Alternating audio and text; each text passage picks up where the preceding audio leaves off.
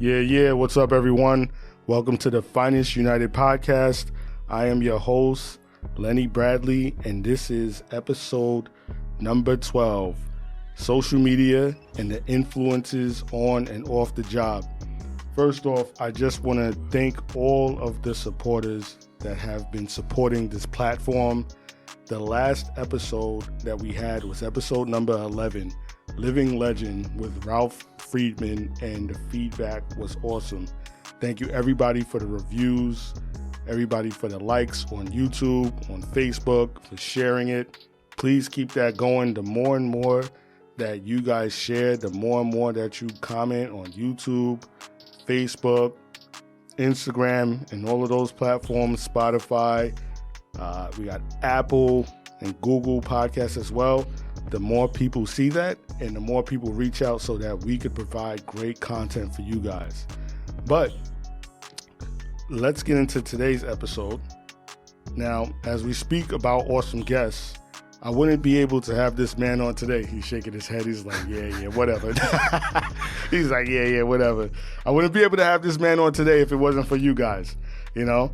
So I think anybody that's on the job has to know this man because of his commanding presence on social media, and for very good reason. He has been featured in Men's Health magazine and is taking things up a notch to help people through his influence. So, without further ado, let me introduce my man, Aaron Lohman, aka Huge Fat Loser. Aaron, what's up, bro? Yo, what's up, man? Listen, we known each other for a little while. I've been on a couple podcasts. I'm pretty excited about this one. Probably I want to say this is top 3 of I've wanted to be on for sure. For real. Man, I appreciate that.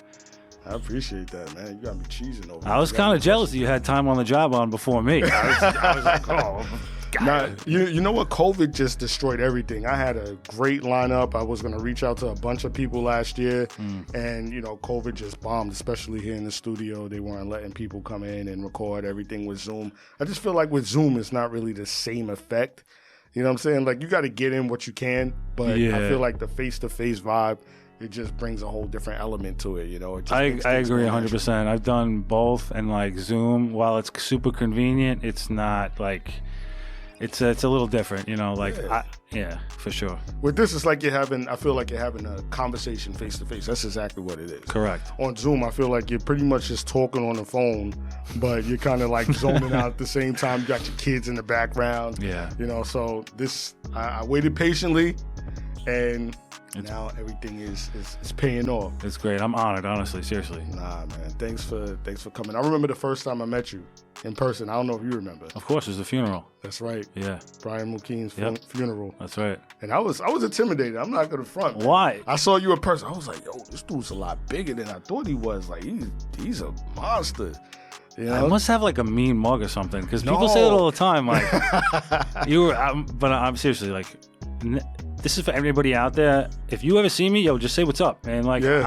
I'll talk to you for hours. You'll probably want to get rid of me by the time I'm done. But seriously, just come up to me and talk to me. I'll talk to you about anything. And you know what? As soon as I did come up to you, that's what I felt immediately. Yeah. It wasn't oh, this guy. Social media. That's one of the things we'll talk about today. It kind of gives off this, especially if you have a lot of followers and you have a huge presence. You're a celebrity, pretty much. And people are going to be a little hesitant to approach you because some people are jerks out there, and then you got the humble guys like yourself. So like I said, I saw you had to, buffed up in your dress uniform and all of that.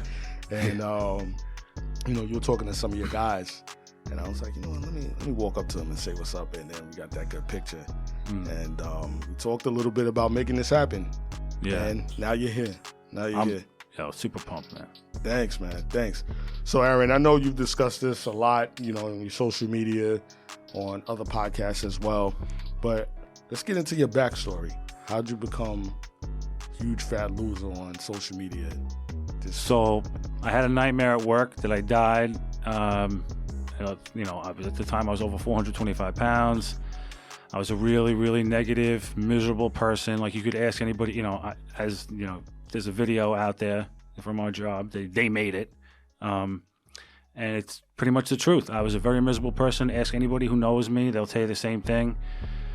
I was out of control. I was, eating to, comfort myself, all this stuff. And the job was my life at that time. Right. I got jammed up around that same time. I had a nightmare at work. I had a nightmare that I died at work. I fell off a rooftop of a building. I got overpowered by a perp. Right. I got thrown off the roof, and I had a dream that I died. And I left at the time. My son wasn't born. My daughter was the only one who was alive, and I just imagined her growing up without me. And from that point on, I just got everything. I got myself together, and I said, I can't do this anymore. I got to be a better father. I got to be a better husband. I got to be a better person. And honestly, like I said, I tell this to people all the time. Getting jammed up was probably one of the best things that have happened to me, because it put the job in the back seat where it was in the front seat for me the whole time. And it gave me clear perspective as to what was actually important in life. And I'm not saying, the job, do it well, do it great, have honor in the shield that you wear and the patch that's on your arm. But remember that name on the name tag. That's who you are. That's who you should strive to be, and that's what's most important. Right. All right, man. That's deep. So you initially didn't want this job initially, right? It was just like something of opportunity. Man. Most people I talk to, a lot of cops, they that's their dream. They want to be a cop. They want to get into law enforcement. They get the criminal justice degree. They take the path. Me, listen, straight up, I was a loser. I went to 5 different colleges. I was a bum, man. I didn't know what I wanted to do in life. I went to college too early. You know how they pressure you to, you got to know, you got to pretty much know what you want to do with the rest of your life at age 16. I had no idea. That's right. I went to college for science and film, and nothing to do with law enforcement whatsoever. And it came to a point where I was after my 5th college. I was home. I was doing nothing. I was a landscaper, doing menial jobs, a landscaper and a bouncer. Pretty much, my mother was like, "Yo, stop being a bum, find a job, or get out of the house." Yeah. And a friend of mine who turned out to be a total perp, he legit, he was a landscaper friend of mine. He was the one who's like, "Yo, you got to take the NYPD test." They're pretty much hiring anybody at the time. They were paying $25,000. Yes, I was like, "Listen, I could do this." I was like, I could do this. I could probably do this. I was like, I watch cops. Me and my brother used to watch cops. I was like, I could do this. I could chase people around. Plus, right. I was good at taking crap from people. Nothing really affected me. I could get yelled at all day. Right. And I signed up. I took the test. I waited. I deferred 3 times, whatever it was, for 6 months, the time period. In the meantime, that guy who told me to take the test got arrested for cocaine, and he was in he did jail time. I haven't seen him since, and I took the test. I never looked back. I took it at Springfield Gardens High School, where I would later work and become a cop in that area, which was ironic. That's then I never looked back, and that's it. I don't know if you realize this, but you and we went in and graduated at the same time. Oh, really? Yeah, I went in July 06. Me too. Yeah. Okay, I didn't know that. It's crazy. Company 49. 66, yeah, man. Company, what was that, day tour? Night 4 to 12s. That's 4 to 12s? Yeah, I was blessed with that because I'm not I've become a morning person now, but I hate the daytime, so. Yeah, I can't stand it either, but you wake up at 4:30 every day. Man, that's discipline. Yeah, it's tough. But it's either wake up at 4:30 or don't see my kids. So I got to choose, am I going to work out after work? But that's 2 hours of time that I can't spend with my family. Right. So if the only thing I'm missing out on is sleep by getting up at 4:30, that's what I have to do. That's what's up. Yeah. That's what's up. Yeah, that was kind of the same thing with me in the job. I did security before this. Mm-hmm. And everybody in my family, I worked in Stop and Shop. I was catching people that were freaking stealing ribs. You know what I'm saying? I was battling with people stealing ribs. My father was like, I remember I actually, let's say I went line of duty as loss prevention. Uh-huh. You know what I'm saying? My father's like, "Oh, you over here fighting for ribs and, for fruit snacks." Yeah. And you could be on the job. He did MTA. Okay. A lot of people in my family, they were city employees. Okay. So he was like, "Listen, you don't have a record. You're a good kid. You might as well just take the job." And I was like, "All right, I don't really have anything else going on." And then they got this 25-1 thing going on. Nobody want the job, so it's the perfect time to get in. And my logic was, the salary's not going to do anything but go up. Right. Mm-hmm. It's the perfect time to get in because nobody really wants it, and then you sit, you chill, and then it's just gonna go up. Yeah. So that's why I wound up pulling the trigger and getting on the job, and the job has been great to me. It's funny because you mentioned your uncle. You said your uncle, right? My uncle, my dad. Yo, so my stepbrother was a New York City cop, later became a Nassau cop. He's out 3/4. It was the exact opposite. When I told him I was taking the test, he's like, don't take the test. The job sucks. You'll hate the job. And this was like, I don't know, let's say it was 2 years before I actually became a cop. So now we're going on, almost 15? So that was like 17 years ago. Here's this guy telling me the job's dead, right? So I always tell people that story. I'm like, listen, the job's been dead before the job has been dead. Exactly. But listen, ups and downs, roller coaster. Glad I took it. Glad I'm still here. I got no problems. Right. Yeah. So you changed your mindset. You had that dream. What happened from there? So what happened from there is I started monitoring my diet a little bit, started tracking my calories, and then I decided, listen, I got to exercise. What am I going to do? I used to like riding bikes with my brother when we were growing up. We used to go to the bike trails and stuff. So I was like, I'm going to buy a bike. So I looked up online. I'm like, and at the point, I was a big boy, man. So not only was I 425 pounds, I'm over 6 feet tall. So I look up, am I too fat to ride a bike? And and some people said, yeah, you're too fat to ride a bike. You got to get a special type of bike. You can't have this, all this stuff. So I said, you know what? Forget it. I'm going to buy a bike, all this stuff. And I bought a bike, and I started at the time. This was right after I got jammed up. And the place that I was working, the command that I was working in, I would ride my bike to the Long Island Railroad, and then take the Long Island Railroad to there, ride my bike from the station to the command. So slow and steady. Slow and steady, but the first day, I got a flat tire coming home, and I thought, listen, maybe I am too fat. I should quit. I should just say screw it. It was a real it really killed my mojo type thing. I wanted to give up that day, but I'm glad I didn't. And every day is like that. Every day is going to be, no matter what it is, whether it be fitness or anything else. Yeah. Listen, there's always two voices in our head. One of them is going to be the one that says yo, you're good. Just chill where you are. That's a fact, bro. And the other one's going to be like, yo, man, you want more? You want this? Go do it. And you got to just constantly listen to the one that says to go do it. That's right. That's right. So you said that when you first got on, everything was the job, right? Now you went from not even really wanting the job to being very passionate about it, to the point where you sacrificed your health. What was it that drove you to be so devoted to the job? I mean, it's great. It's your job. They're paying you. You're doing what it is that you're supposed to do. And you're doing God's work. Right. I mean, I had an episode on that. And you're doing what you were called to do. So it's funny. Even after I became a cop, let me tell you something. I had no idea what I was doing.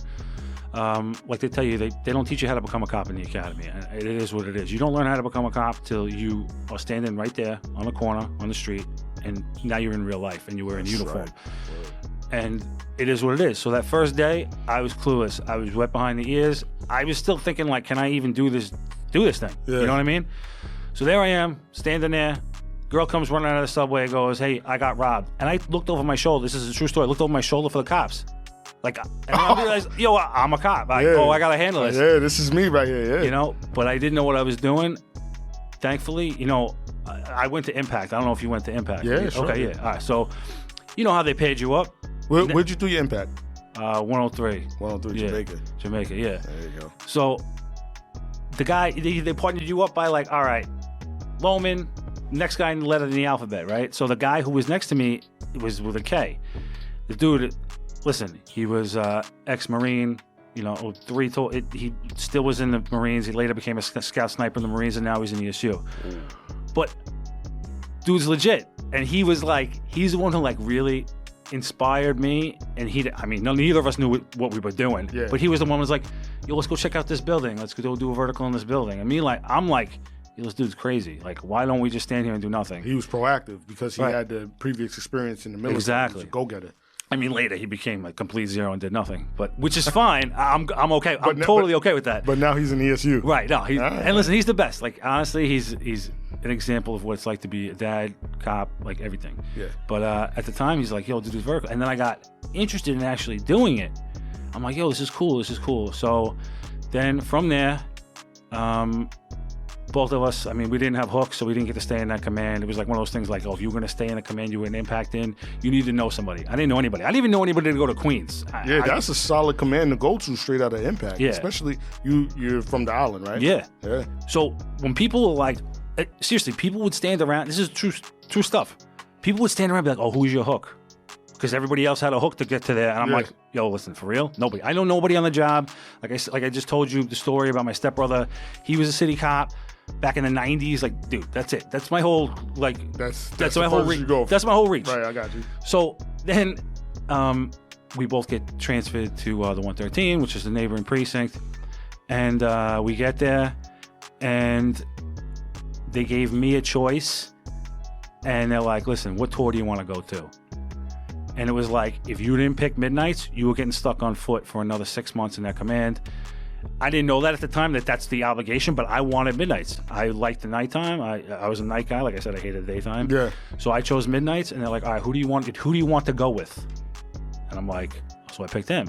And obviously they didn't let us work together at first, but like we still wanted to work together. So when we worked together, we enjoyed like stopping cars and like doing all this stuff. And then eventually just doing proactive policing led me to the CO one day, XO one day, and my special operations lieutenant who just retired, who's like, honestly, that guy's had my back since then. I'm talking like 12 years ago. Still does, huh? Yeah. Like, I gotta get together with that guy for a beer now that he retired. He's the best. He keeps hitting me up. He's like, yo, we gotta have a beer, but I keep putting it off. But, hey, listen, do you want to go to conditions? And I'm like, I didn't know what it was. I just knew from people telling me, if you ever get asked to do something, especially when you don't have that time on, just do it. Because things happen and people are vindictive, and like if you say no, that's it. They're going to overlook you for anything else in the future. True. And it's very true. Just for our listeners that are on or that are tuned in that might not know what conditions is, or they're not on the job. Yeah. You might just going into so conditions pretty much was like, I rode around in a marked van, looked like an ice cream truck, like a Mr. Softy truck, with like 5 guys in it, we wrote summonses for quality of life offenses and made quality of life arrests and whatever else was going on. Real simple. And then from then they were like, I got asked to go to anti-crime, and then I eventually stepped away from anti-crime, went to SNU, which was way more fun. Mm-hmm. Let me tell you something. Everybody thinks that anti-crime is a blast. No, SNU was the best. Really? Oh, dude, let me tell you something. I had the year that I was in SNU, I probably had some of the best times of my life. The guys were awesome. It was awesome. It was dope. And then after that, they created this thing. They got rid of it real quick. It was called the Strategic Enforcement Team or something like that. I've never heard of that. It was called the SET Team, which was like pretty much what VRTF and those other units do now with like social media monitoring and stuff. But it was on a command level. But so they gave us this thing that they wanted us to do, but they really had we didn't have any resources. You know what I'm saying? So we weren't detectives. We weren't in the detective bureau. We couldn't really do anything. All we could do was monitor this information and pass it along to people. Got you. But then from there, I went to gang, and I just enjoyed doing the work after that. You know what I mean? Like, I was inspired to do the work, and I just never stopped doing it. Listen, I still love it. Like, I'm still nuts. I mean, there's an oversight thing out there right now, which makes it like a little bit more apprehensive to do it, which is why I'm happy where I'm at now. But listen, man, I still like doing that stuff. That's great. That's great. So let me ask this. So you went from riding your bike, and you said your bike, it broke on you, right? Yep. All right. So then from there, it broke on you. You kept going. At what point did you say, you know what, I want to start to document this and I want to put it on social media? So it wasn't even my idea. No. It was my wife's idea. My wife goes, listen, I think that if you start, at the time, like I had an Instagram account it was an old Instagram account I never used. And I had like 3 pictures on there. And my wife's like, yo, you should do a social media account. You should like document your journey. You could probably help a lot of people. Because at the time I even started, I was already down like 60 pounds. Wow. So I'm like, all right, cool, why not? So it started out as an accountability page, just me tracking me. If you go back on my page, I don't delete any of my posts because I like to see the evolution of what I was to where I am now. Yeah. And you'll see my posts are just like inspirational quotes and like what I ate for lunch that day and stuff like that. And then it just evolved more into me becoming more confident and speaking my mind more and to what it is now. It's just, you know, she gets all the credit, man. She's the best. That's awesome. Now, you know, I've done a little research and listened to some of your interviews, and obviously I follow you on social media, and you've gone through a lot of tough things as a young adult. Yes. You know, as a young man.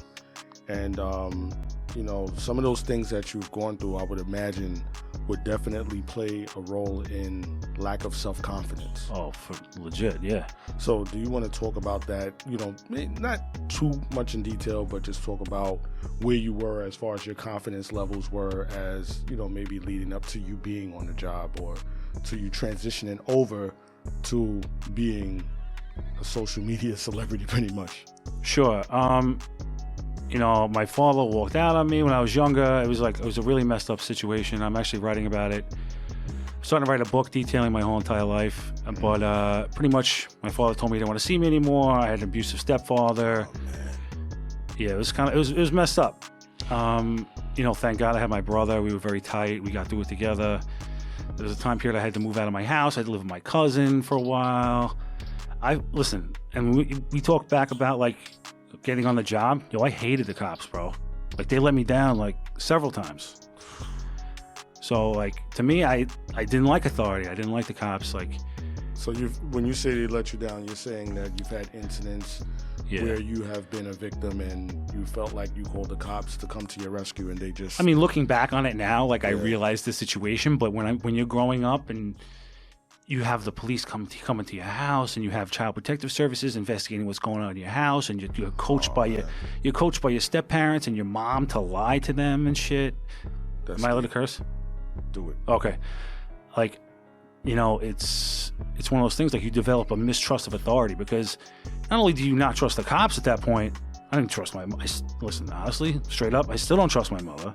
I still don't trust my father. I mean, I developed like long-term trust, self-confidence issues that lasted long into, you know, all this stuff. And like, honestly, my success on the job, a lot of that is attributed to the fact that like I sought to not disappoint superiors, like, and I looked at like almost like a parental thing where like, right. It's crazy. It's just so crazy, bro. So it was almost like you wanted to be accepted, or you wanted to not let them down because you felt like with your parents, they never really supported you the way that you wanted to, and you can't trust them. So you had that authoritative figure that you could please through doing work and doing your job correctly. Yes. And, you know, kind of getting that attaboy to boost up your self-confidence. And that's what happened where I let the job become my life, man, because that relationship with the job became that acceptance type thing where like, oh, now like, you know, I'm a cop, this is my identity, all this stuff. And then like,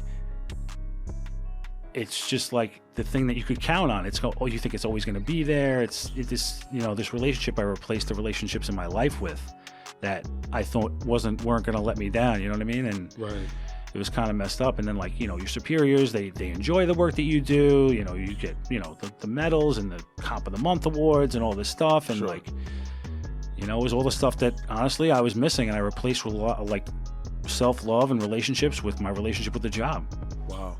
So it's like instead of you getting gifts from your parents for doing well in school, correct, you know, and missing out on all of that as a kid, now you're on the job, you're doing your thing, you're getting medals. It's almost like, all right, this is what I've been wanting to feel. Yes. It's like that straight A report card I never had. Like, dude, like when I tell you I watch TV and like I don't identify with television. Like even I had this conversation with my brother like a while ago. Like, you know, we sit around, smoke cigars, we talk about our childhood. Yeah. Like, yo, all these shows that kids watch growing up, like Saved by the Bell, like what's the one with the Olsen twins, whatever. Well, you got Family Matters with Urkel. And Family Matters was good though. Yeah, I like that one. That was good. Full House. Yeah. Bro, we don't identify with it. I could watch that show and just not even get it. Like, I don't understand like now that I have kids of my own, I know what it's like to have a parental relationship with my children, but I don't know what it's like to feel like a son, dude. Like it's weird. Oh, man. So like when I watch it, it's a foreign concept, man. You know? So to me, like the job and like the respect that I got from my superiors and stuff, and like those relationships replaced the real relationships I wish I had with my family, you know? And you know what? I'm so glad that you're saying that, because there's so many people that are on social media talking about how the job is dead. They're talking about how it's a crap job. They get out of the academy, they're working for 6 months, and they're complaining. And you are sitting here talking about how the job has changed your life in so many different ways. Yes. So many different ways. No, I'm sorry to interrupt. No, it's crazy. It's crazy. Like I said before, it's a roller coaster. I've had both positives and negatives happen. Sure. But listen, man, the job's done a lot for me, and the job does a lot for people that they don't see on a level that, especially that I see now in my position. Yeah. It's wild, dude. Amazing. Now, with you going through all of those things and feeling neglected emotionally and lacking the confidence before the job, how did you transition over to social media and actually putting yourself out there? Because I know your wife was backing you, but even still, like even me, I don't feel comfortable putting a lot of things on social media. I have to sit there and I have to muster up the energy to do it. You know what I'm saying? And you look very, very confident with who it is that you are, especially from your background. It's like you don't care about what nobody thinks. And that's it. Okay, so this is the other thing. On top of all that stuff that was going on, I wasn't popular. I was bullied. I was beat up in elementary school, middle school, all this stuff. I was fighting every day, almost expelled. Like for incidents where like legitimately I was being bullied, I defend myself. Defending yourself. And I was bigger. I was always bigger. I was 6'4" in 8th grade, and I've always been this height, you know. So people be like, why would anybody say anything bad to you? Why would they do anything to you? You're the big guy type thing, you know. It's like this weird thing that goes on. Yeah. So I developed this thing from back then. I don't care. Like nobody. This is the whole reason I said I thought I could handle being a cop. Is like, I've dealt with all this stuff. Nobody's liked me before. I could deal with nobody liking me on the street now. You know what I mean? Even if they don't like me, I could just deal with it. So like, I slowly started sharing stuff on on social media about being whatever, and people would hit me up and be like, dude, like that shit hit me. Yeah. Yeah, you're still doing that to this day. It's still doing that. So it makes me feel good, man, to like have, because listen, I've had some, I don't like to name drop people, but I've had people like pretty famous people hit me up and be like, yo, dude, I went through the same thing. Like, and we talk about it, dude, it's wild, bro. Like, it's just a wild thing. So what you're saying is that by people actually saying to you, when you muster up that energy to put up a video or to be vulnerable, every time a person says, listen, you help me, that kind of fuels you. Dude, it doesn't feel me in a way that like, I'm not looking for that. But at the same time, like when they do that, like I'm like, all right, you need to help more people. Dude, because with social media, dude, there's times people think they're like, I love that. Like, there's been so many times in my life with this social media thing where I just want to delete my account and walk away because it gets so frustrating with like people like throwing hate at you and all this stuff, and like they think you're something that you're not. They're like, I want to delete that, and then it's like right at that moment, like somebody will be like, yo, dude, you saved my life. Yeah, you know, it's one of those things, man. That's dope, man. I'm really glad that you were able to muster up the energy and keep going. That's why we're having this conversation right now. And thanks, man. Every day I see one of your stories and you say something that's just like, yo, how does this dude think of this, and how is he so on point with it? You know? So thanks for that. Thank you. And listen, it's not all serious. Sometimes I like to do funny stuff and whatever. Yeah. But the bagel stuff was good. Yo, man, that shit's wild. That's wild, bro. I still have people telling me, "Oh, Montreal's the best." Listen, I gotta try it. I'll take your word. Yeah, you definitely do. Definitely do. Now with the job, right? When we came on in 06. There was no social media. No. Like you had maybe like MySpace, Black Planet, Behente. What was it? There was Facebook, but I remember I had it in college for a while, and I got rid of it because the job at that time. Forget if you had a social media on the job. Yeah. But was it Facebook? It was like you had to be invited by somebody else. You had to log in using your school or your college. It was only colleges. Like that. Right. Mm-hmm. And then it wound up transitioning to what it is now. But back when we were on, it wasn't really social media to the point where it is right now, where you can engage with each other about anything with anybody and things of that sort. So what I'm getting at is I think that a lot that has happened with the job has kind of came as it's been a parallel to the evolution of social media. Oh, yeah, for sure. You know? And when we were young on the job, we had to learn. We didn't hear about the job through our main page. Yeah. You're right, man. You know what I'm saying? Man. Yeah. We didn't hear about the job from an influencer. Yep. We heard about the job from people that were on it before, or people that knew people that were on it. Mm-hmm. So it kind of forced us to have our own opinions for when we actually got on. We weren't swayed much. The only people that you would be swayed by were the people that you were working with, or like I said, if you had family or friends that were on the job previously. Yeah. How do you think that is affecting the job right now and the younger generation? Yo, bro, I could go on for days about this. First of all, let's talk about humor. There's a thing where it comes to humor and joking around or whatever, and then there's a whole other thing where it just comes to being like a really negative person when it comes to the job. And when you see that coming on the job, or even before that, like, you know how many, recruits I talk to that, this is a true story. I was in the locker room changing. I was in BMOC at the time, at the academy. Just came down from the gym, and I heard two recruits. They're like, yo, man, the job's dead.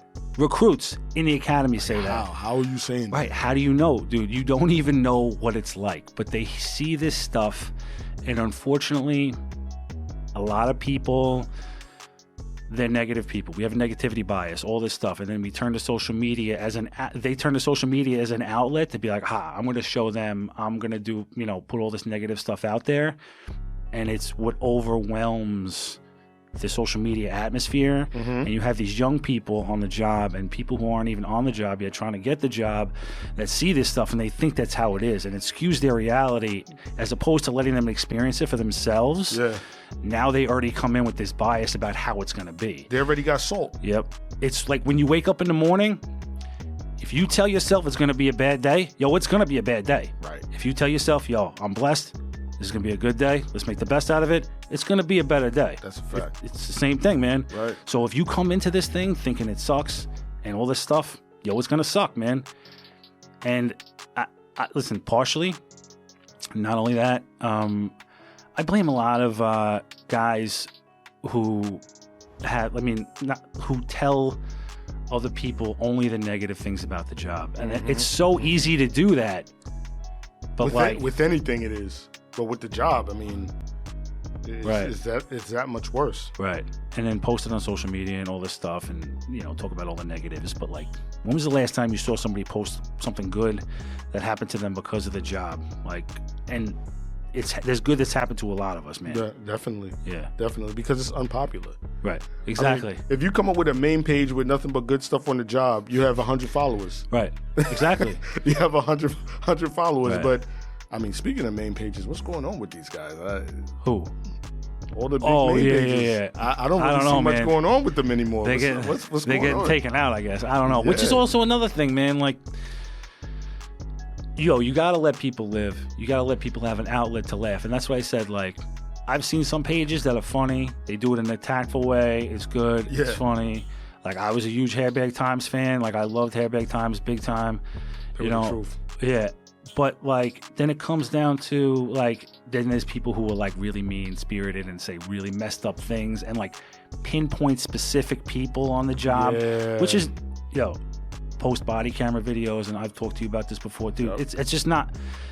Then you're talking about a completely different thing, man. Then you're talking almost borderline bullying, a little bit. Exactly. And listen, I get it. Jokes. We should have thick skin. We should be able to take jokes. I got thicker skin than anybody. Trust me, I could make fun of myself 100 ways from Sunday. Right.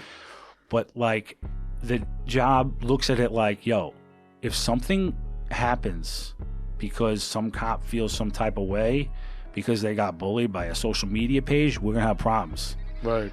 And those pages that are mean, I'm sure the job looks at it hey, if we don't do something about we have to take them out, whatever. Listen, I don't know for a fact. I have no idea. This is my hypothesis, Yeah. But if we don't do something about this and try to at least monitor it as best as we can, then we're gonna have a situation on our hands is not good. Yeah. Do you think that social media is actually bringing cops together more, or actually pulling them apart?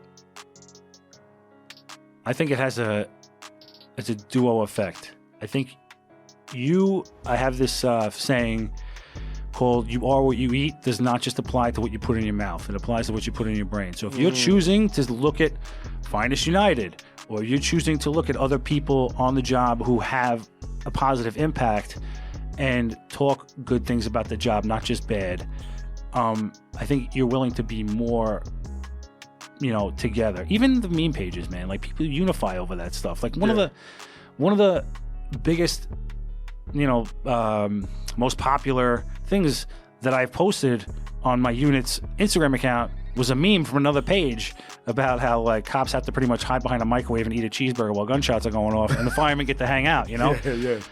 Because people like to laugh. They need that humor. We're in this such a serious thing all the time that like we need that humor a little bit, Right.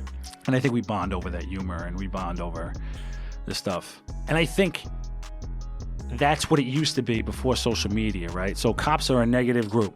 There's this saying, if you gave a cop a bar of gold, they'd complain they have to carry it all the way home. That's right. That's right. It's true. Yeah. It's true. So, and cops would get together and they'd commiserate and they'd be like, oh yeah, job sucks, blah, blah, blah, blah. And that would be their bonding, because I feel like it was just awkward. They didn't know what to talk about. They couldn't have a serious conversation. You know what I mean? Right. It's just like, that's the job small talk, is being like, oh, job's dead, this sucks, that sucks, this guy sucks, this boss sucks. Just complain and yeah. But then that is translated into social media, and they think that that's what it's like all the time. And it's not. That's a very, very good point. Yo, shout out to Tom on the job, man. We miss you, bro. What's going on? Yeah, I miss you, man. Yo, I seen that video, that retirement video. Like, it made me shed a tear. I'm not even kidding. And whoever filmed that for you, like, did a great job. Yeah, man. I'm impressed. Very impressed. Yeah, he's had a lot of support. Yeah, he's had a lot of support. And see, that's the thing. I know personally that he had great intentions. Mm-hmm. The problem is that certain people through social media, they take things so negative. They take it as if it's being directed at them personally, or they're insecure within themselves. Mm-hmm. So they take that comment or they take that meme and they're like, oh, wow, this guy thinks he's this, he thinks he's that. He doesn't even have time on, or maybe he does, or whatever the case may be. Right. And then they want to start attacking the person. Right. They want to start figuring out who he is, and then they want to dig deeper. And honestly, I feel like that's probably what it's come down to. But that's definitely the reason why these pages are getting taken out, man. Listen, I mean, maybe some people down in IAB and stuff want to handle this stuff and like whatever, and they love it. Yeah. But for the most part, and I had somebody from Internal Affairs speak to an entire classroom. I was sitting right there, and he said, listen, pretty much, if anybody knows out there, when they come to talk, everybody says stuff under their breath and all this stuff. But he's like, yo, don't be mad at me. He's like, I don't want to do anything at work. He's like, you guys are the ones calling us on each other. Right. And that's it, man. That's the biggest problem. And yes. Man, you hit it right on the head. Mm-hmm. That's all I hear. I've known multiple people that have worked in IAB, and they say it's not us that are coming at you. I'm pretty much going to be repeating what it is that you're saying, but you got to be careful the cops that you're around. Yeah. It's like cutthroat. Yep. It's insane. But for those people listening right now, like, most people, they don't want to go to Internal Affairs. Like, they get drafted and sent there.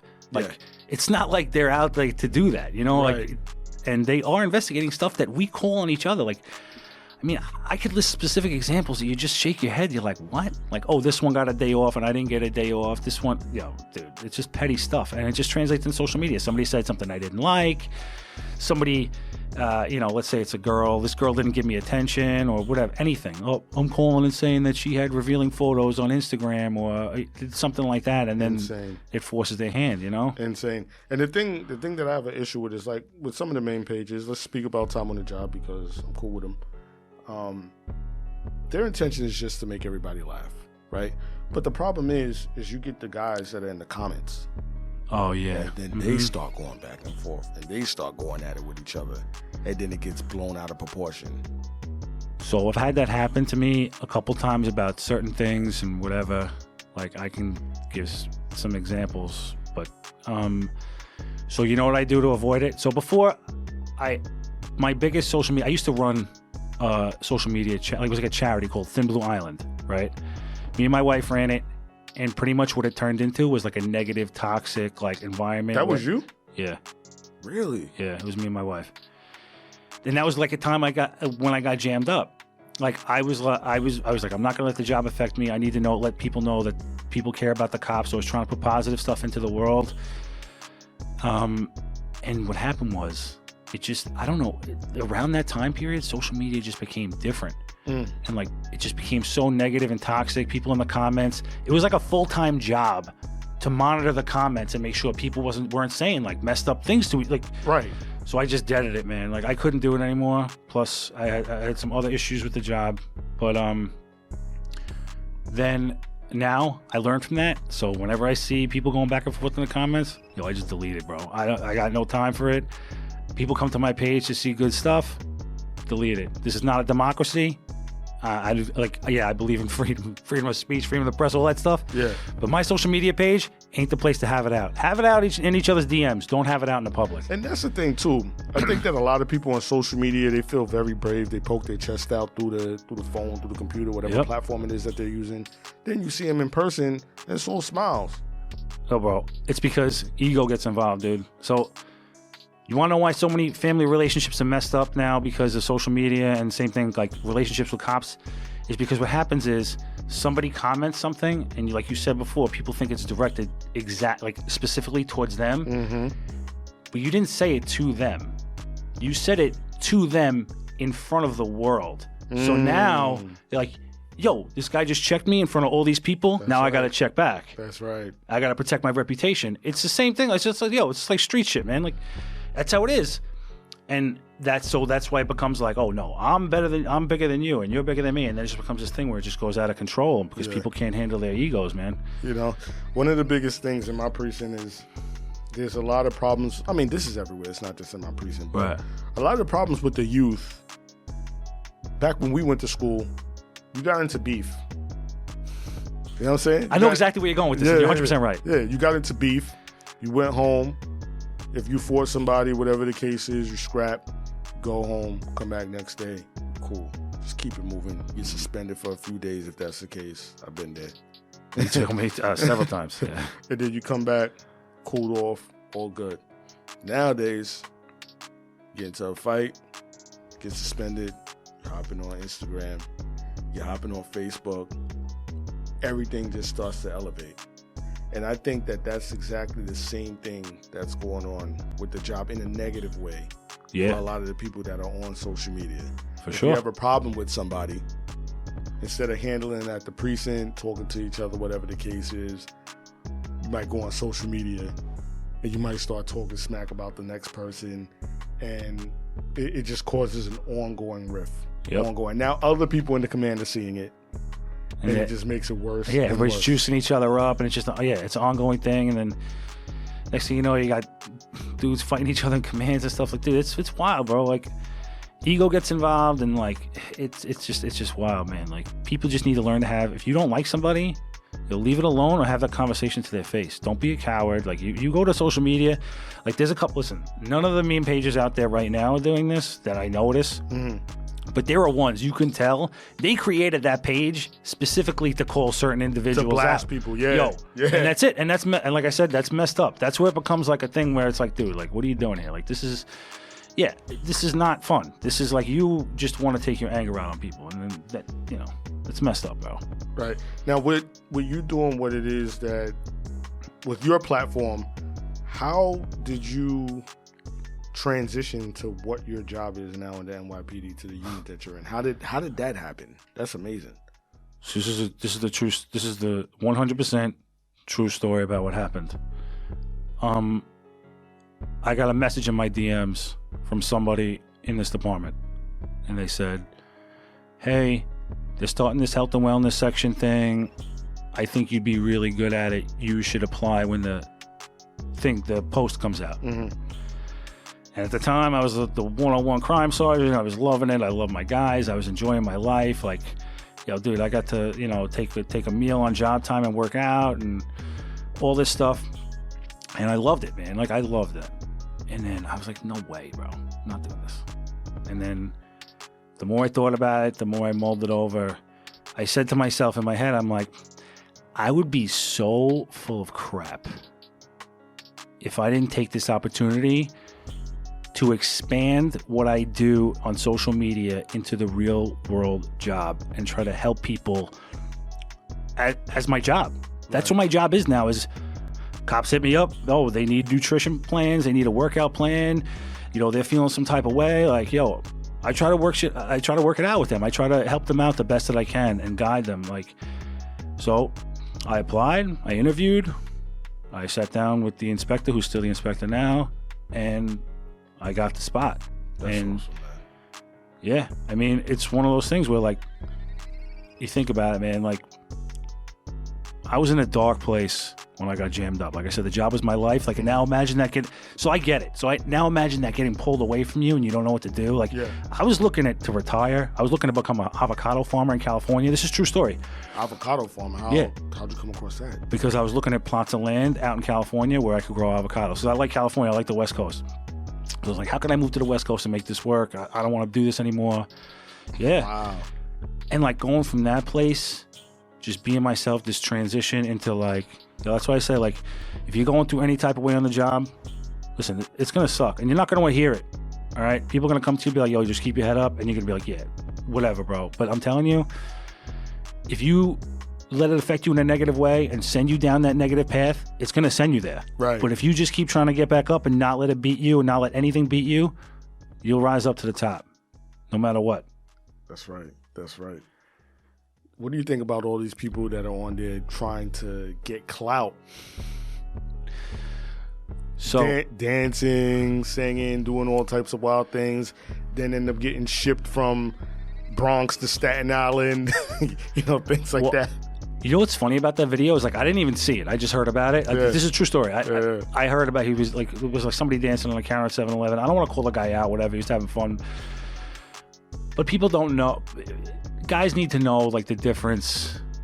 Like, listen, it's one thing. You're at a community event. You're dancing with people. You know, you're playing basketball, whatever. You're hanging out with kids playing basketball. Yo, it's all good to go, whatever. But if you're just making video, like, it's funny though, because, like, I don't know, man. There's some things, about clout. Like, you could tell, I can tell people who genuinely like to entertain people or have a good time, and then people who like don't, who just like are seeking some kind of validation from social media and the social media universe. It's like, bro, you see what I do on social media. You see what other people do, like Mike, no donuts here. Yep. Yo, how many uniform pictures we post, like, once in a while? Every now and then, Right. Nothing crazy. My life doesn't exist in that uniform. And I think that if your social media account has to exist in that uniform, like... It says a lot about you, you're insecure. Right, agreed. And I'm, you know... That's just how I feel, like, personally, and I don't like clout chasing and using the uniform to chase likes and chase stuff like that, because it's easy. And then not only that, like, you want to quote unquote say you're humanizing the badge. Right. You're not, dude. You're not. You know what good community policing is? What's that? Showing up to a 53 in less than 3 hours. That's what good community, you know what I'm saying? Providing a good service in a proper amount of time and being nice. That's what good community service is. Good community service, it could also be hanging out with the public, whatever, blah, blah, blah, all this stuff. But at the end of the day, if you're not doing both, bro, you're sending the wrong message. Right. And the people who go to those things, the community events and stuff like that, they're people usually who already feel some type of positive way about the cops. Mm-hmm. Like, there's no way that your neighborhood local corner crack dealer is going out and hanging out at a barbecue with the cops. It's just not happening. No matter how many barbecues you throw. And I'm all about it. I love going to those things. It is what it is. But, like, you got to find a way to do both. Because if you're eliminating one or the other, or one for the other, I think it's a recipe for disaster. And the people see right through it. The people who... They do. They're like, you're trying too hard. That's exactly it, man. Like, I've had this conversation with certain people on the job who are influencers and whatever else. Yeah. And I say all the time, like, yo, dude, if you get caught on camera by somebody else in the public doing a good deed, yo, bro, you're the man. Cool. And that's what the public will think. The public will be like, oh, you're the man. Right. But if you're getting posted by another cop or yourself doing a good deed for somebody, it not only takes away from that good deed, it makes you look like a sucker, bro. Yeah, you look, it's a bad look. It's real skeezy. Yeah, real skeezy. And I know, and listen, and I know that that's how it is nowadays. Unfortunately, it's like, oh, if it's not on social media, it didn't happen, and like, I mean, it's messed up. But yeah, that's it. That's all I gotta say. How do you balance when and what you're gonna put on social media? You know, I feel like you're very active. You know, when do you say to yourself, you know what, I want to catch this moment. I want to capture this moment.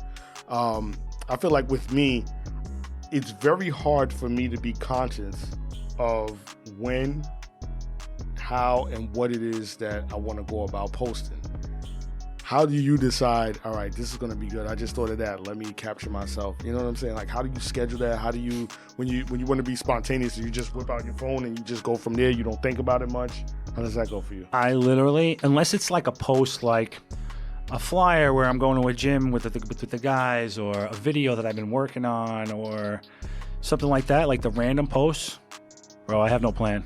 I'm just sitting on the train or sitting somewhere. Yeah. And I'm just, my mind is always running a million miles an hour, and I just have a thought, and I'm like, you know what? I'm going to post that. Yeah. And then, like, I have as far as like what photo I'm going to use, dude, I have I have photos. I just make sure, like obviously, like, I have photos that I've taken throughout the years and stuff like that I'll just like, oh, this one looks good, and just throw it up there, you know, right. But that's it. These inspirational quotes or these statements that you come up with, you have to get it right away, right? Unless you'll forget, or do you put it into your phone and do you actually come back and start talking about it? No, because the stuff that you say is really deep, bro. Like, I'm not even just jocking you because you're in front of me right now. I honestly feel like the thoughts that you come up with, they can be life-changing if you were to actually apply them to your life. So the videos, yo, literally, most of my thoughts come when I'm in the gym working out, and I work out at 4:30 in the morning. And, you know, people, you know, working out obviously gets you healthy, makes you look good. But dude, man, I think there's no better meditation than being under heavy weight. It's just you. Unless you're working out with somebody else, which is good too. But if you're by yourself, you're just there with the music, the weight, and your own thoughts, and you're just thinking about stuff and like going over. Like me, this is how I self-improved so much from where I was. It's like I'm just constantly going over my own thoughts, being like, where am I messing up? How can I get better? And I just start thinking about all this stuff. And if I do a video, it's usually like right then, as I'm leaving the gym, or as I'm going like on the train, like right there. And then the other times, as far as like posts, like it's just as it comes to me. I will literally be sitting there just thinking and being like, yo, man, that's wild. I'll just have this wild thought, and I'll be like, I'm gonna post about that, and that's it, man. And that's what's funny is like, dude, there's times where I will literally be typing a post and I'll be like crying. Like, dude, like, it's no bullshit. Like, I am genuinely putting out real thoughts into the world. So like, that's why it pisses me off sometimes when like people call me an influencer and all this crap, because yo, dude, like, if you knew like the real emotions that I put into that, like, I don't care if you like it or not. I don't give a shit. Yeah. This is my diary. This is what I do every day. And if people vibe with me, great. If they don't, I don't care. I'm not out there for likes. But it just so happened that people vibe with me and they gravitate towards what I do, and like, that's it. Like, you can't blame me for that. Like, right. I'm not out there like cloud chasing and like doing all this stuff. You're just like, being you and capturing it. I'm just being me. I'm a human that also happens to be a cop. That's it. Right. You know what I mean? Yeah. That's part of who I am as a cop. But at the end of the day, you're a human. I'm a human, and that's it. I post human stuff about real things that I know that people who, like you said, have a hard time talking about, because it takes a lot to talk about that, especially to air your dirty laundry out in the public. And that's just it. I don't care. I don't care whether you like me or not. I don't care about any of it. And like, I care about the opinion of God, all right? And I care about the opinion of my wife and my children. That's it. Everybody else out there, they're an ancillary character in my life. They could either roll with me or don't. And it is. Like the post I wrote today is... The one that I said that I was thinking about, that I listened to a sermon on? Yeah. No, it's wild, because I'll tell you exactly what happened. A guy hits me up yesterday. He's one of the dudes I've been working out with. awesome guy, like really like real genuine person. He's not on the job or anything. He hits me up. He sends me a video, and it's him like making this thing to be like, yo, listen, everybody goes through some stuff. Don't give up. Like kind of like the stuff that I do sometimes. Yeah. He's like, listen, I want your genuine opinion on this. So when he sends me that, I'm like, oh, this is gonna be some controversial ranting stuff. Like, so I play it, and it was like really genuine stuff. And I'm like, bro, that was amazing. And he's like, yeah, you know, I'm not used to really putting myself out there like that. You know, do I sound too preachy? All this stuff. And I go, bro, who cares? Exactly. Like, who cares? Like, if the people that think that you're being preachy, dude, they're gonna think anybody's preachy because they don't like themselves. That's right. That's just, they don't want to hear anything different. They just, you know, that's it. So if they think that you're being preachy, I'm like, bro, be you. That's the most important thing that you have to remember, not only about social media, but about life. Just be you. For the listeners, if you just want to go back and say what the quote was, or what the statement was that it is that you made. It was like, okay, so the statement that I made was like, this is a true story. Half the people that came to my wedding that I thought was so important at the time, I don't even talk to anymore. You know, people will come in and out of your life. You're going to think these relationships are so important, and that, you know, making or breaking these relationships are going to be, you know, are going to destroy you, but they're not. You'll be okay. You got to evolve as a person. You can't let any relationship in your life hold you back. And it's really not that important. You'll meet a whole bunch of new people. You know, your quote unquote tribe will change. All that stuff will change when you change. And the people who have always been your ride or dies from day one, they'll stick with you. They'll support you. They'll be behind you 100% no matter what type of moves you make. Right. And the rest of them who aren't, listen, they just aren't. You know, it's like that Dr. Dre quote, right? From, he's like, some people made it, some people didn't. That's just the way it's, I don't know. But I get what you're saying. And you know what? It deals directly with social media as well. Yeah. Because you got a bunch of these people that are on there. I like what you said about people that don't even have a profile picture that are in the comments talking. And yet you can't, if you wanted to look and see who that person was, you can't. But yet they have the nerve to sit in there in that comment section and say what it is that they have to say. And unfortunately, there's a lot of people that take those comments to heart. So with you saying what it is that you're saying right now, you're just talking about life in general. But we have this topic here, and we're talking about social media, and it applies directly to it. Yeah. Which is awesome. Bro, I just want to throw this out there. Anybody who does their thing on social media, anybody. I mean, whether, you know, I mean, a lot of us have private pages, but if you have a public page, I want you to think about next time somebody drops a comment with an anonymous picture or like you don't know who they are, I want you to think about the level of sadness and anger that person has to have in their life to make the effort to create a fake account just to go type on your stuff. Like, dude, like, I don't get mad at these people. I feel bad for them. I genuinely do. I'm being dead serious. Yeah, you know, because it's sad. Like, when I was a very negative, angry person, like I stated before, even as angry and negative as I was, I would never do that.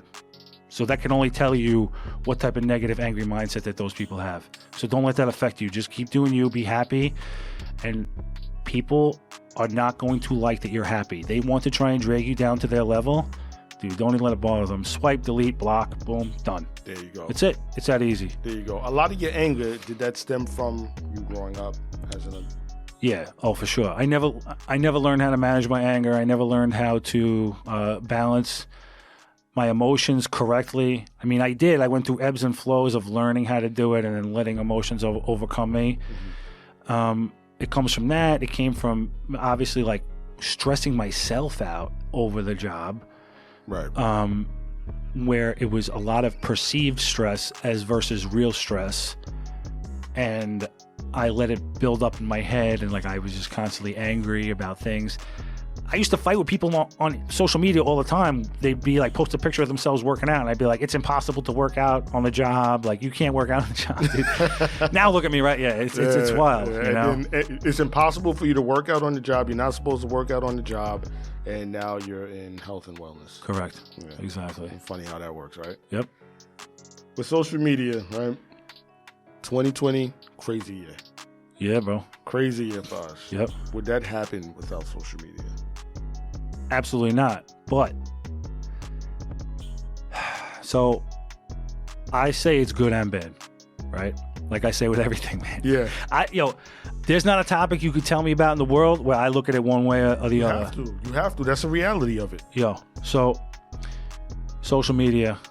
Let's get into it. Like George Floyd, viral video, right? Yep. Let's be straight up. That video should be out there. People should know what's going on.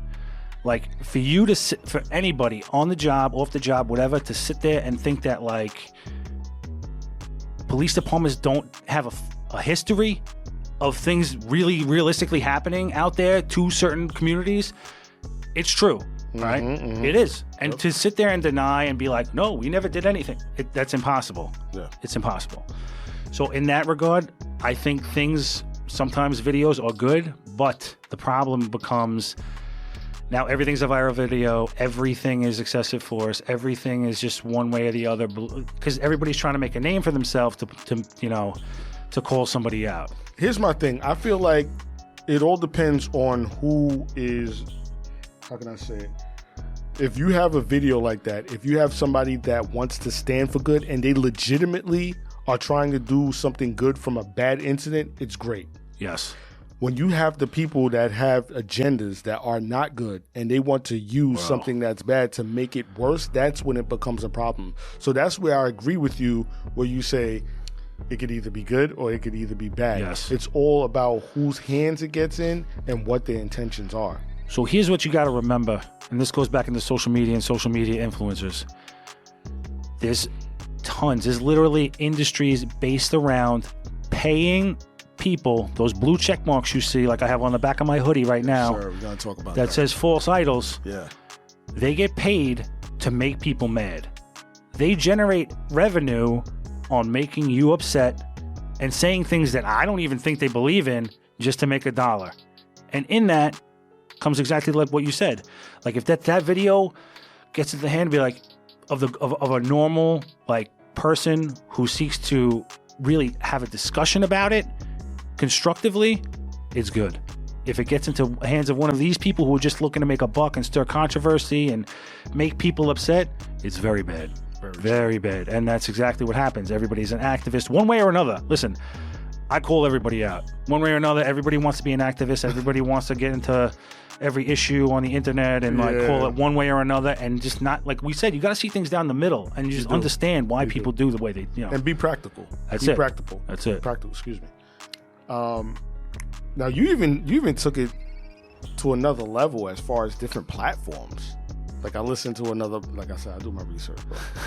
I do my research, and you mentioned that you don't even use Facebook much. No. And the reason why is because it's so negative, man. How is that possible though? Like it's so wild. I know what you mean, but what do you think is behind it? Like how is it so different from Instagram? Instagram is mostly pictures. And if you want to indulge in the caption, usually means that you're already interested in what that person has to say.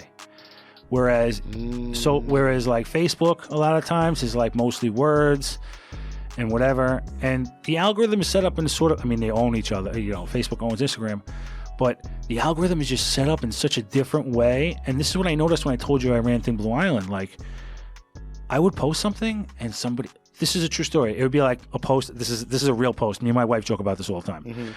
Be like, respect to all the men and women in blue and the firemen and the EMS workers and whatever. And then somebody would just be like, what about the sanitation workers? Oh. And then like whoever that is, their family member who's a sanitation worker sees it and then they get mad. And then it just piles on top of each other on this algorithm. I almost have two different audiences. And another thing is like Facebook, genuinely older. So that's older true. people, that's true. Our parents, the boomer generation, all this stuff, they became what they thought video games were going to do to us. Right. Social media poisoned them. They think everything that they see is real. They think everything's like World War II going on out there, and they just feel so personally invested in it. That's their life. My mother's like a perfect example of like being. I see some stuff she posts, and I'm just.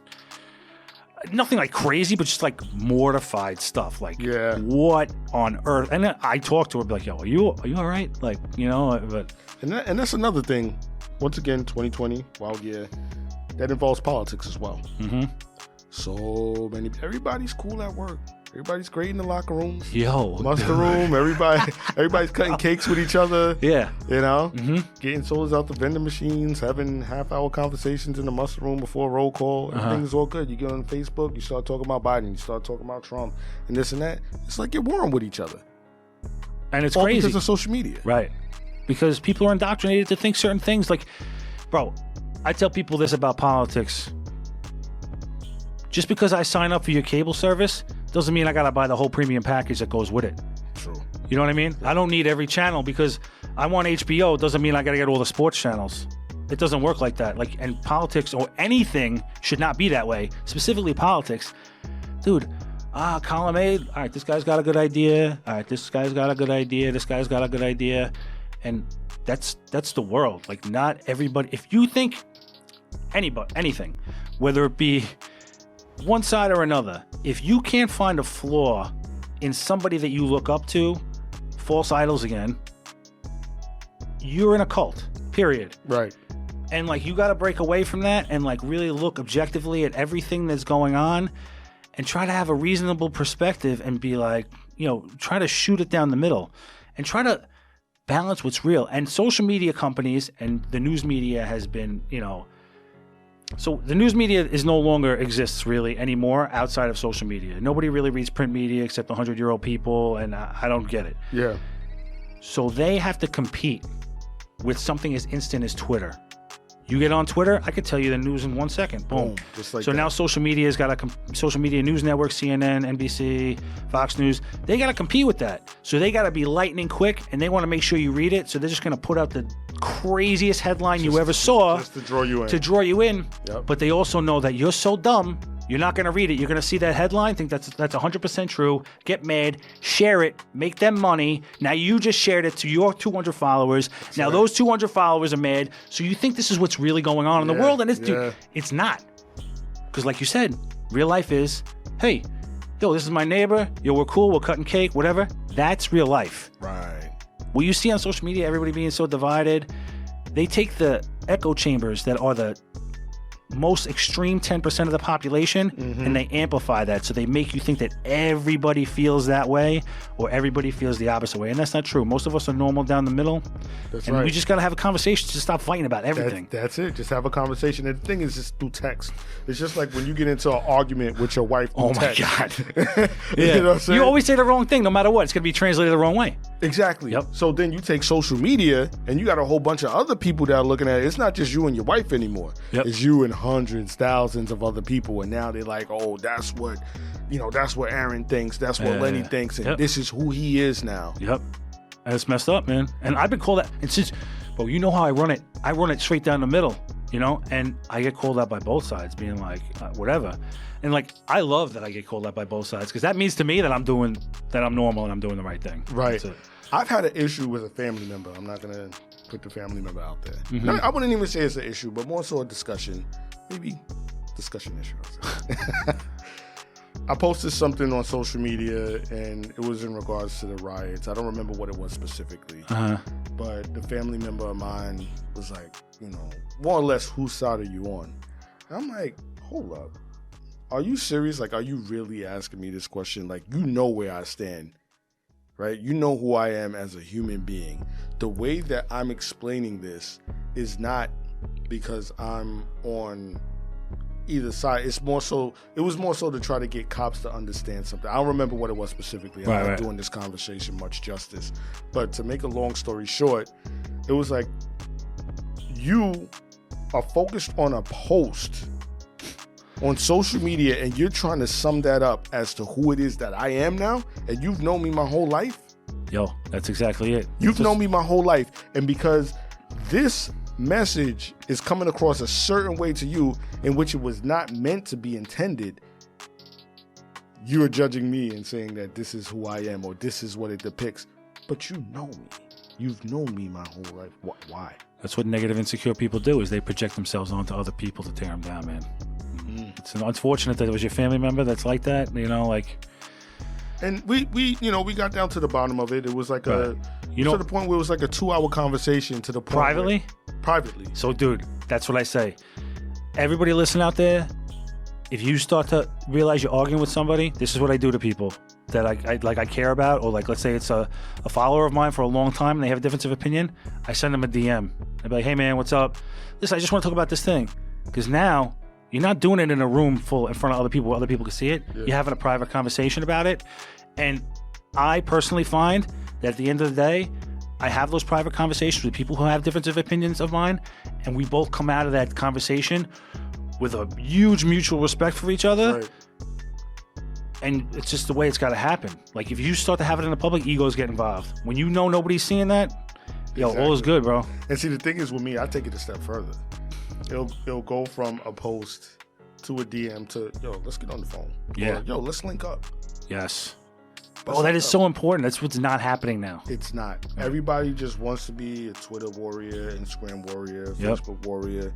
Pick up the phone. Mm-hmm. That's what this thing's made for. Yeah. You know, everybody wants to take that shortcut, and then with social media, it just makes things even worse. Mm-hmm. Now you're not just texting each other through your mobile service provider, but now it's through Facebook, it's through Instagram, and it's just limiting the interaction of voice. Yep. And of interaction face to face. That's why, like I said, I'm tired of the phone, bro. Yeah, everything is the phone. The job is the phone. The job is the computer. Like, I miss that interaction. You know, we're old school. Yep. I mean, yeah, I guess we could say old school now. Yeah. You were born in 82 also, right? Yep. 82. 39? 38, man. Listen, we was picking up the phone, talking to each other, you know, talking to our friends on the phone for hours at a time. That's how things went. And if it wasn't on the phone, it was in person. Right. And I think that social media is really taking all of that away, because people are just becoming much more lazy with their interactions, and it allows them to come up with a lot of negative judgments. I feel like the judgments are more negative than positive, to be honest with you, when it comes down to, well, not with everything, but I feel like it's easier for things to be steered in a negative direction as opposed to, for sure, if somebody is trying to be positive, if it's taken the wrong way, boom, it could easily just go in a whole for sure realm that it shouldn't be in. Like I said, you got to remember, people who take things, and you brought this up, people who take things a certain way and they're projecting their stuff onto you, that's on them, number one. And number two, like I said, if it's an important relationship, you'll hit them up privately. Egos won't be involved for the most part, and you have a private conversation in private, and I'm telling you, it's a lot better. And I've had some serious conversations with people that we came out of that thing, and I was able to turn people and be like, yo, you know what? That's wild, you know. What's the best thing that has come from you being very active in social media? The best thing? Yep. Listen, there's so much, honestly. But the best thing... Then list them. Fine. If you can't just think of one. I would not be where I am in my weight loss fitness journey if it wasn't for social media. I constantly have people pushing me via DM. So when it has a reciprocal effect. So like when people tell me that I inspire them or I motivate them, that motivates me to not give up and keep on pushing, because there you go. People who pretend like this is easy, like it's easy to lose 170 pounds, it is not. It is hard, and there's days I want to quit, and there's days I don't want to. Like I told you, I want to delete my Instagram page. I don't want to do this anymore. Right. But that keeps me going. It's a reciprocal effect. It increases, my wantingness to do more and help more people and just branch out and help people who are like I was then. Like I said, my social media account is my journey, my diary, but it's a lot of times it's me talking to the person that I was 6 years ago. Right. That needs that. Right. Right. You know what's funny? I told a coworker of mine that I was going to be talking with you, and he said, one thing that I like about Aaron is it's almost like when he's speaking, it's almost like he's speaking to his own old self, or he's speaking so that he does not fall back into where it is. That's exactly what it is. And dude, there's some posts, it will be a day where I wake up, let's say, and I'm really dragging. I don't want to go to the gym. I don't want to do anything. I mean, I eventually wind up doing it anyway. But then sometimes I write a post about how, listen, you can't give up. You got to be disciplined, whatever. And that's what I go through in my head when I don't want to get up. Like, those specific thoughts are exactly what I say to myself. So I said, you know what? I'm going to put this out there because this is what I would say. This is what I say to me in my own head. And maybe this will resonate with somebody and get them up and get them going. Well, that's why you have such a good following, because there's people that are thinking the exact same thing, can't say it, can't build up the confidence to document their journey, and you're doing it for them. Thanks. That's what it is. And I was going to ask you, do you feel like it's a lot of pressure at this point? You've come so far, right? Do you feel like it's a lot of pressure where you are right now to keep continuing? Do you feel like you have to, let's say, do you feel like you have to improve on your content in any type of way? Like, you know, take things to a different type of level in order to grow more or influence more? Or are you good where you are? My content? Nah, man. Like I said, I put out what I want. Like, I make those gym videos because literally I enjoy doing that. Like, I don't have to do any of that. Like, that stuff I enjoy doing. Yeah. I do what I enjoy. I post, bro. I post what I want. And that's what I love. Like, we're here talking about the negatives of social media a lot. Yeah. But like I said, the positives from social media for me is like, yo, dude, I get to throw this stuff out there. People vibe with it. It's just, to me, it's just this, for every 2 negative comments there are, or every somebody wants to say something smart, there's 100 positive things that people say. That's and right. that by far overshadows it. It keeps me going. Not only that, it's helped keep me accountable, because it's one thing, oh, I'm going to go on a diet, and then you don't tell anybody, and then you fail. Does anybody know? No. Right. But if 30,000 people know that you screwed it up, That's true. you better keep on it, man. That's you true. know? And that's a good pressure I feel from it. And that's really the only pressure I feel from it. Bro, I'm not pressured to do anything. That's You know? That's great. And that's why, you know, a lot of social media influencers, they feel pressured to, they want to get sponsored and they want to get these brand deals and like all this stuff. Yeah. I don't care. At the end of the day, if I want to make a couple extra bucks, you know what I did? I started my own business. That's it. I personal train people. I coach people. I do clothes, whatever. That's good. That's good for me. I'm enjoying myself doing what I'm doing. Right. I don't need to be owned by somebody else. That's why I have that self-sponsored tee, is because, yo, bro, I can make it happen on my own. I don't need you. Right. And I think one of the great things as well, you know, not to focus on the negative as much, but, you know, now speaking about more the positive, the people that you encounter. If it wasn't for social media, I wouldn't be having this interview. Exactly. I wouldn't have Finance United podcast. I Correct. wouldn't have met Ralph time on the job. The amount of people that you have met, you're part of First Form, correct? Yeah. Bro, they flew me out there to this was a couple years ago. They flew me out there to the headquarters. I met all those people. Those people are like, you know, those people are great. Same thing. I've met so many people that, man, even Mike. Mike's a great dude, man. Like, legit, if he ever you didn't have him on, did you? I haven't. Not yet. You should. He's a good dude, man. Like, honestly. I would love to have him on. I think he's have both of you on at the same time. I would do it. I think we talked about doing one on another podcast. It was going to be me, him, you know, Jay Lacayo. Man Jay? Yeah. And you know what? I was going to reach out to all of you guys, but I was like, you know what? Let me just one step at a time. Do you know Jay? Like, I've talked to Jay a few times. Legit one of my top 10 favorite people, bro. Really? Yeah. He's good. He's another one. He's real as real can be. Yeah. Puts it out there no matter what. Yeah. I get very good vibes from him. Yeah. I like his energy. I don't have time to mess with people with bad vibes. Yeah. If they're gonna drag me down, I don't want nothing to do with them. Right. You know? Right. He has great energy, man. Mm-hmm. But yeah, I don't know what I was saying before that, but Nah, it's all good. I was gonna ask you, what about with your family? How do you manage the job, businesses, social media, audios, regular days off? How do you fit all that stuff in? All right, so like I said earlier, I get up at 4:30 in the morning every day.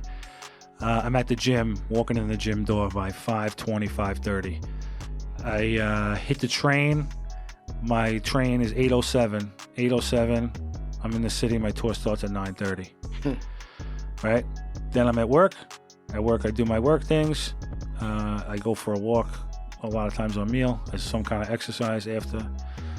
And then I come home, and my time with the family is my time with the family. And our deals are the same way for the most part. My wife works, she's a nurse. So like when she's not working, I got, the kids and everything. And she helps me with we help each other with everything. That's great. This is the most important thing. And I talk to a lot of guys about relationships on this job. Mm-hmm. When you get into one, don't feel pressure from anybody in your life to be with somebody, to get married to anybody, that you don't see yourself in a real relationship where you guys are partners. Right. Because that thing, listen, it's going to get deep, and you got to be able to cross that thing together no matter what. All right. Neither of you can give up on each other, and you just got to help each other out no matter what.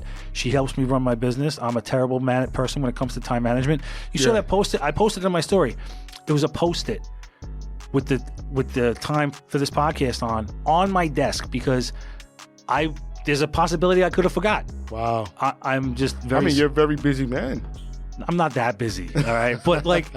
But she helps me do all the scheduling for the personal training and the coaching and all this stuff, and she helps me with everything. She's 100% supportive. Like I said, listen, it helps, of course. It's obviously bringing a little bit of money in and helping the family out, making things a little whatever. But listen, teamwork, man. And they love it. Yeah. And my brother loves it. We, like I said, we grew up together in an abusive household. Things were really, really messed up. We kept each other going then. Yo, we're literally always keeping each other going, man. Like, he is one of the highest achieving person. I put it on my social media page. He's the youngest superintendent in New York State history right now. What? Yep. Props to him. Yeah, he's 2 years young. He's 2 years younger than me. He's superintendent of a school district. Props to him. Yeah, he's got his doctorate, all that stuff. This guy's super smart, cares about students. Like I said, I guess because, we were kind of like abandoned. Like, we took caring about others it could have went in other direction. That's obviously. Right. That's right. You took it to... But we took it to the complete opposite, where we're going to put heart and care into the world, and me and him always bounce this one phrase off of each other. It's like, be the person who you needed then. And that's why I'm always talking to myself. That's why he's, we always talk about this stuff. Like, we send each other positive, push each other, keep us up, us going. Like, when nobody believes in us. When he applied for the superintendent job, neither of my parents believed in him. They were like, "Oh, you're too young." All this, Wow. Me and him, we just kind of keep pushing each other, and that's how. I'm very fortunate that I have my brother, I have my wife. I mean, my kids are too young to push me and whatever. But I got you. They motivate me in another way. Like, I look at them and I say, "Oh, who do I want to be to them?" Right. Right. And that's it. At the beginning of this conversation, when you're telling me the relationship with you and your family, I feel bad because I've never bin through that. But I know for you... Don't feel bad. I know for you, it's like, that's what you needed. Bro.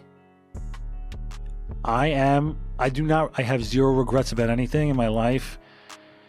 Yo, it all pushed me to where I am at this point right now. Who knows where I'd be if I didn't have that? Who knows where it would be if I didn't have all those things break me down when I was younger and something bad happened to me and I couldn't emotionally handle it, or I couldn't handle it, or I wasn't mentally tough. You know what I mean? Those things made me who I